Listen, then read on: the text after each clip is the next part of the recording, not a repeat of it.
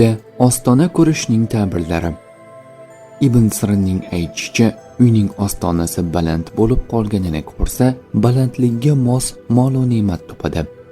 Agar ostonasining yiqilganini ko'rsa, qadri e'tibori ketadi va odamlar nazarida xor bo'ladi. Agar uyi ostonasidan yomg'ir suvi kabi musaffo suv oqayotganini ko'rsa, shunga loyiq mol va ne'mat hosil bo'ladi. Ostonasidan ilon va chayonlar tushayotganini ko'rsa, podshohdan yoki biror ulug' kishidan unga g'am qayg'u yetadi. Kirmoniyning aytishicha, xona ostonasi ustiga yiqilayotganini va uning ostida qolganini ko'rsa, o'lim xavfi yetishiga dalildir.